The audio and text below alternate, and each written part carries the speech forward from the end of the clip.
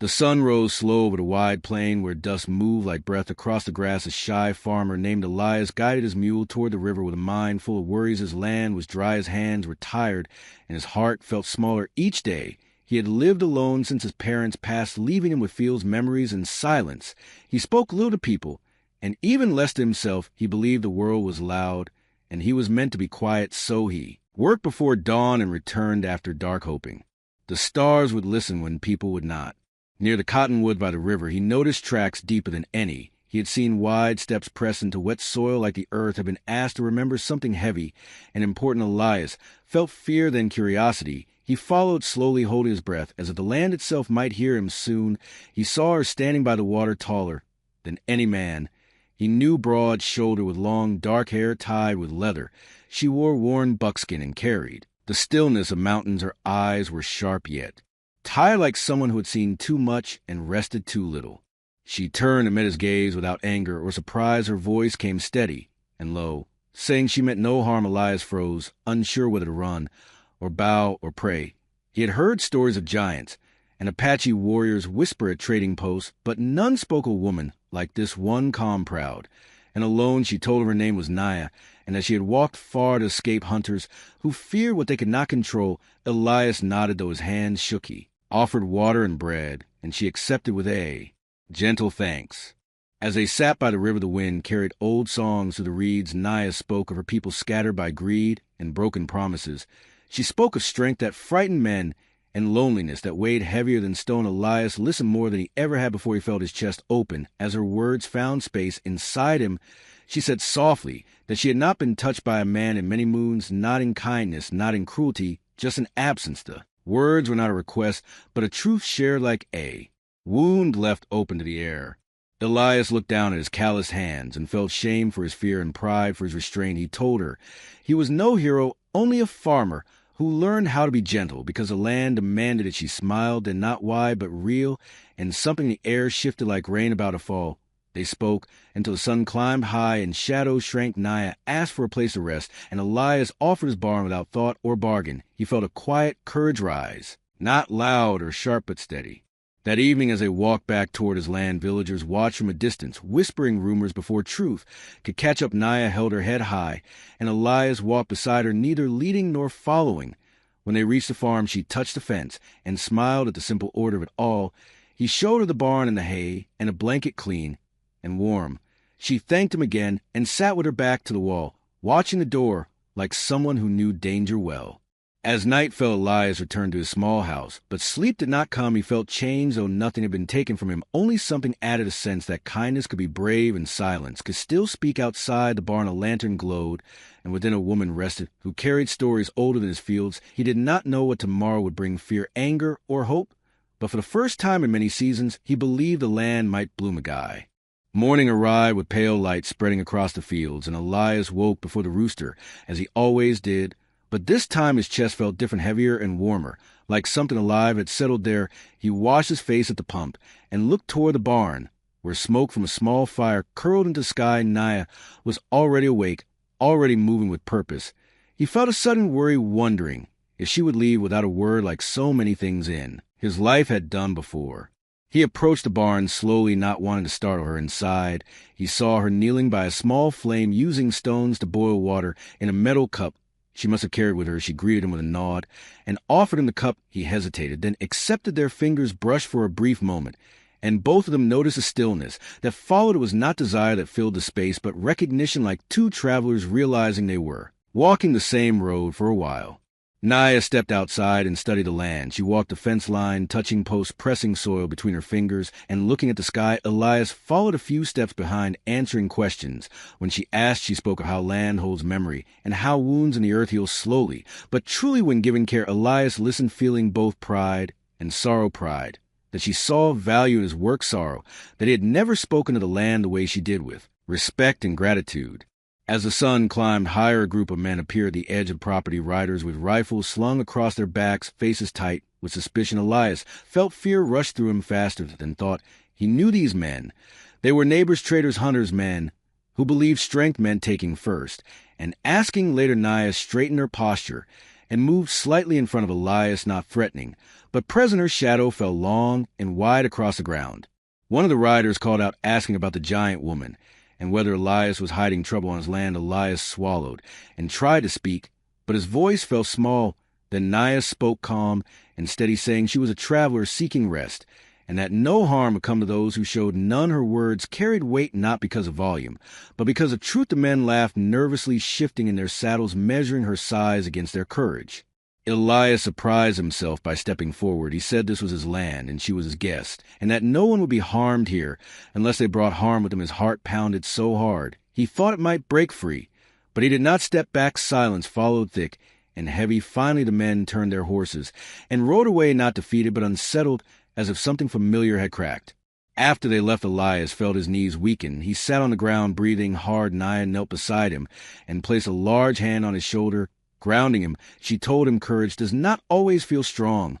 Sometimes it feels like shaking and choosing to stay anyway. He nodded, tears burning his eyes, though none fell. He realized in how long he had lived bending inward, making himself smaller to avoid notice. They spent the afternoon working together. Naya helped lift stones, repair fencing, and clear fallen branches with ease. Yet she never rushed, never showed off. She worked in rhythm, with Elias matching his pace, allowing him dignity. He felt useful beside her, not protected or overshadowed. When the sun dipped low, they shared a simple meal, bread, beans, and silence that felt earned. As night approached, Elias built a fire outside the barn. They sat across from each other, watching sparks rise into the dark. Naya spoke of nights spent hiding of battles fought not with weapons, but endurance. She said being untouchable made her feared, and being feared made her alone. She said months had passed without a human hand resting on hers in peace. Elias felt the weight of her words settle into his bones. Slowly, carefully, he extended his hand across the fire, palm open, not demanding, not expecting. Naya looked at it for a long moment, then placed her hand in as the difference in size was great. Yet the connection felt equal. Warmth spread through Elias' chest, and he felt something unlock inside him, a simple human truth that touch given freely can heal places words never reach. They sat like that until fire burned low. Two figures under a wide sky, sharing warm trust, and beginning of something neither of them yet had words for. The days that followed settled into a quiet rhythm, like a slow song carried by the wind. Elias rose before the sun, and Naya was often already awake, watching the horizon, as if greeting an old friend. They worked side by side, without needing many words, repairing tools, tending the soil, and clearing the path to the river. Elias noticed how people from a nearby road would pause and stare, some out of fear, some out of curiosity, and a few with something softer like wonder. Naya carried herself with calm strength, never hiding, yet never seeking attention. Children began to appear at the fence, watching her with wide eyes. She smiled at them and knelt to their level, telling simple stories about the stars and animals. The children listened without fear, and soon brought her flowers, stones, and bits of string as gifts. Elias watched this with quiet amazement, realizing how easily gentleness could undo fear when given a chance. One afternoon, an old woman from the village approached the farm. She walked slowly, leaning on a stick, and asked to speak with the giant woman. Elias felt his stomach tighten, but Naya stepped forward, welcoming her. The woman spoke of sickness in the village, of a boy with a fever that would not break. Naya listened, then followed the woman without hesitation. Elias wanted to stop her, afraid of what the villagers might do, but Naya placed a hand on his arm and told him sometimes courage means walking into the fire with open eyes. They returned at dusk, the boy walking beside them, alive and smiling. The villagers followed at a distance, whispering not in fear now, but in awe. Naya had used herb stories and patience, staying with the boy through the heat of his illness. Elias saw how respect grew where fear once lived, how strength guided by care could change the shape of a community. That night, as the moon rose full and bright, Naya sat alone by the fire. Elias joined her, bringing a blanket and 2 cups of water. They sat close enough to share warmth, yet far enough to respect space. Naya spoke quietly about the burden of always being seen as more than human, or less than human. She said, when people see only size, they forget the heart. Elias told her he understood what it felt like to be invisible, to be overlooked until silence became a habit. She looked at him, then really looked, as if measuring the distance between them, not in steps, but in trust. She asked why he never married. Elias answered, simply saying he believed himself too small inside to be worthy. Naya shook her head slowly, saying the land chooses its caretaker wisely, and that gentleness is not weakness, but wisdom. Her words settled deep inside him, planting seeds he did not know he needed. In the days that followed, Elias noticed change within himself. He spoke more, stood straighter, and met eyes without flinching. The land responded. 2 crops showed green shoots. Where soil had been stubborn, the fence held strong. The animals' calmer was as if balance had returned, not because of magic, but because of harmony. One morning, riders returned, but this time without rifles. They brought food and tools, offering trade and apology. They asked Naya to stay to teach them what she knew. She listened and looked to Elias. He did not speak, but nodded, knowing this choice was hers alone. Naya said she would stay for a time, but not as something owned or feared. She would stay as a neighbor. That evening, Elias and Naya walked the fields together under a sky painted with stars. She reached out and rested her hand on his back steady, and warm Elias felt no rush, no fear, only peace. He understood then that connection does not demand possession, and that love begins where respect stands firm. They walked on together, not as farmer and giant, not as rescuer and rescued, but as 2 souls choosing to share the same ground under the same sky. The season shifted gently, and with the world around the farm began to change. Mornings carried cooler air, and evenings stretched longer with gold light spilling across the fields. Elias felt stronger in his body and clearer in his thoughts. He no longer rushed through his work. Instead, he moved with intention, aware of each sound, each step, each breath. Naya noticed this and smiled, often saying the land listens when people finally hear themselves. Villagers came more frequently, now not to stare, but to speak. They brought questions, stories, worries, and sometimes laughter. Naya welcomed them all, sitting beneath the old tree near the barn, listening more than she spoke. When she did speak, her words were careful, never commanding, never dismissive. Elias watched how people leaned and how fear faded from their shoulders. He understood then that leadership was not about standing above others, but about standing steady so others could stand too. One afternoon, a group of men argued near the fence. Their voices rose sharp and uneasy, speaking of boundaries, ownership, and old grudges. Elias felt tension tighten. His chest, memories of past silence, pulled at him, urging him to step back. But Naya stood still, watching him, not stepping forward for him. This time the choice was that Elias took a breath and walked toward the men. His voice shook at first, but he kept going. He spoke of shared water, shared land, and shared future. He spoke of how the soil fed them all and how division only starved hope. The men listened, some resisted, some scoffed, but one by one their voices softened. They did not agree on everything, yet the anger drained away like water finding a lower path. When they left, Elias felt exhausted, but light Naya placed her hand over his heart and said this was the moment he had been growing toward, not away from. That night a storm rolled in fast. Thunder cracked across the sky, and rain fell hard, and heavy the barn roof began to leak, and animals grew restless. Elias and Naya worked together through the storm, lifting beams, calming creatures, moving grain to dry ground. At one point the wind tore open the old barn door, slamming it back. Elias stumbled, and Naya caught him, pulling him close to her chest to shield him from falling wood. For a moment the world narrowed to breath, and heartbeat rain soaked them both, but neither moved away. Later, when the storm passed, they sat inside the barn wrapped in blankets, listening to the quiet drip of water. Naya spoke softly, saying she had known many kinds of strength, but trust was the hardest to learn. Elias looked at her and said trust felt like standing in open ground during a storm, believing someone would stand with you. She nodded and rested her forehead against as a closeness felt natural, unforced, and deeply calm. Days later, a letter arrived, carried by a young rider. It spoke of bounty hunters, still searching, still fearful, still driven by reward. Elias felt dread creep back, but Naya remained calm.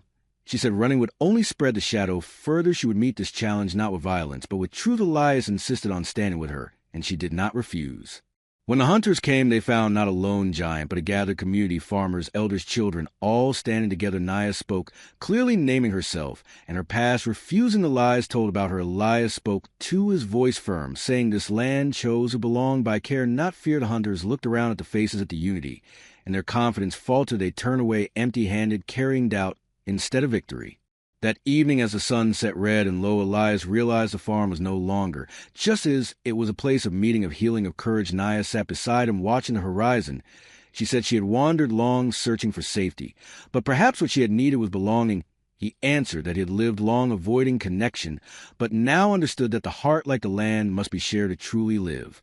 They sat together until stars filled the sky, knowing whatever came next they would face it not alone, not afraid, but grounded in something real and growing. Time moved forward like a steady river, neither rushing nor stopping, and the farm became a living place of gathering and purpose. Elias no longer counted days by loneliness, but by shared meals, shared labor, and shared silence that felt full. Naya taught people how to read the land, how to notice the small signs of balance. Returning birds nested closer, crops grew stronger, and even the air felt lighter as if the ground itself approved. Elias found himself speaking at gatherings, offering thoughts without shrinking. His voice no longer hid behind hesitation. He learned that courage once practiced becomes familiar. Like a muscle that remembers its strength, Naya watched these changes with quiet pride, never claiming credit, never stepping ahead of him. She believed growth belonged to one who chose it. One evening, as the sun dipped low, Naya asked Elias to walk with her beyond the far ridge. They followed a narrow path to a place overlooking the valley where her people once traveled. She spoke of loss of being hunted, and of carrying stories alone for too long. She said the world often tries to turn strength into a weapon or a threat, and how tiring that becomes. Elias listened, knowing she trusted him with something sacred. She told him she would soon need to leave, not because she wanted, but because others like her were still hiding, still suffering. She felt called to help them find places of safety, places like this one. Elias felt the weight of her words settle deep. He had known this moment might come, yet still his chest tightened. He asked if this meant goodbye. Naya looked at him gently and said no, it meant change. Back at the farm, the news spread. Quietly, people gathered, not in fear, but in respect. They brought gifts, food, tools, handmade, tokens of gratitude. Children hugged Naya without hesitation. And elders blessed her path. Elias stood beside her, feeling both proud and afraid, proud of who she was becoming, afraid of the space her absence would leave. That night, Elias could not sleep. He sat outside, staring at the stars, feeling the old ache of abandonment stir within him. Before he could retreat inward, Naya joined him, sitting close.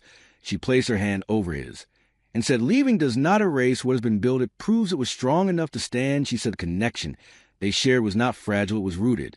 Elias spoke then of his fear of being alone again, of losing the warmth. He had only just learned to accept. Naya listened and then touched his face, lifted his eyes to meet hers. She said solitude chosen is strength, solitude forced is pain, and that he no longer lived in the second. She reminded him of the community, the land, and the courage he now carried within. As dawn approached, they shared quiet hours together, not speaking much, letting presence do the work. Words felt unnecessary. Their bond had grown beyond explanation. It was built on respect, patience, and share becoming. When the sun finally rose, they stood side by side, watching light spill across the fields.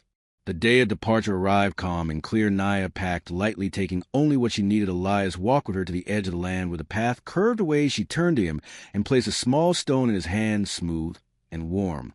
She said it was a reminder that even the strongest ground is shaped by gentle persistence. Elias wanted to ask her to stay, but he did not. Instead, he thanked her for showing him who he could be. She smiled and said she had only reflected what was already there. They embraced, a long, steady embrace, not rushed, not desperate, just true. Then she stepped on the path and walked forward without looking back, trusting that what they shared would not fade with distance. Elias watched until she disappeared into the horizon. He felt sadness, yes, but also something new, a deep, calm certainty.